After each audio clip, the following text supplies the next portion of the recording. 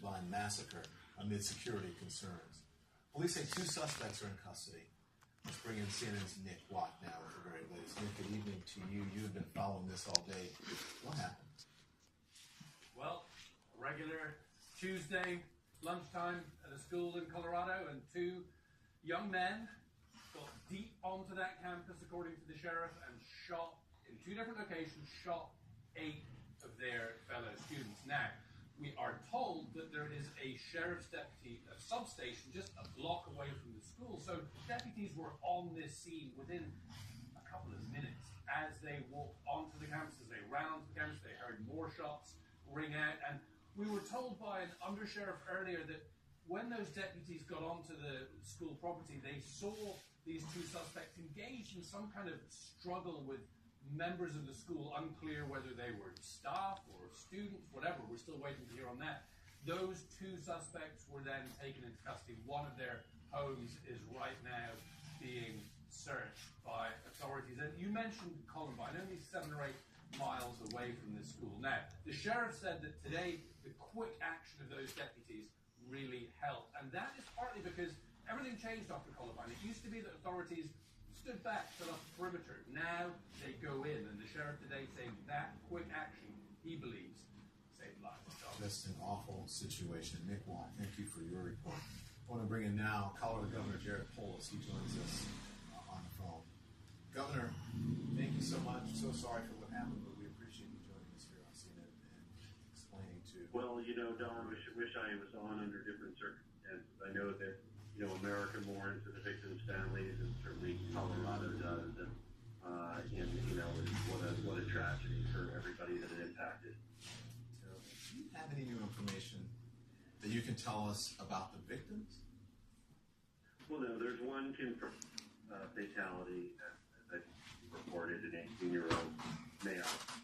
Others are in the hospital in varying conditions, and we're all praying for their welfare through the night.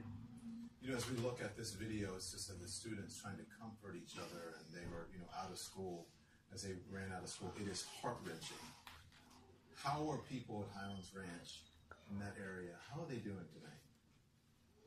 Well, this is a upscale community. It's a science, technology, engineering, math charter school. Really, many friends of mine attend this school. I think so many are relieved to find their children safe. I mean, I saw some of the video of the parents, running to the center to arrange to pick up their kids afterwards. It was done in an orderly way. It moved to the pickup site. The system worked in that sense. And of course, if not for the courageous and prompt response of our first responders, the situation could have been far more tragic than it was. Absolutely. Can you tell us anything new about the investigation?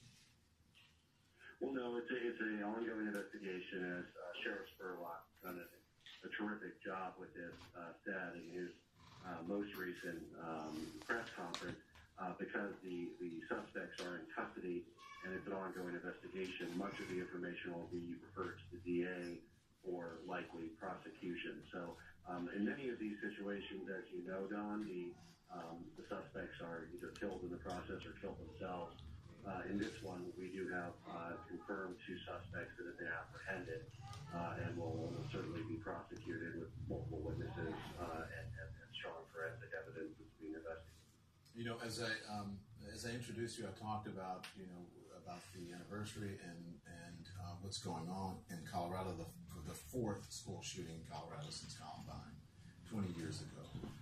What are your constituents saying anything to you? Because I would imagine if this happens so much in the community that people would want some answers and they would want some corrective measures. What are they saying to you? Well, it was only, I think, about 2 weeks ago, I attended the 20th recognition of the Columbine tragedy. And with many of the surviving students today, they're now young men and women in their 30s, did is they established a day of service. And we hope a national day of service at the communities across the country where people take the day of one of the greatest school tragedies in our nation's history, Columbine, and they dedicate it to making their communities better. So this is a strong community. people in Colorado are strong, and I know that it's these kinds of events that bring us all together across, any divides that we have, geographic, racial, political. All of Colorado, and I know all of America mourns families, and I know that those who are in the hospital, all of our thoughts and prayers are for their full recovery. Second that. Thank you, Governor Polis. I appreciate that. I learned that the shooting was a conflict that took place in Colorado, leaving a student dead and 8 students injured.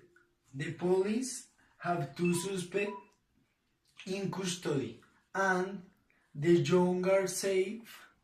The majority is with their families.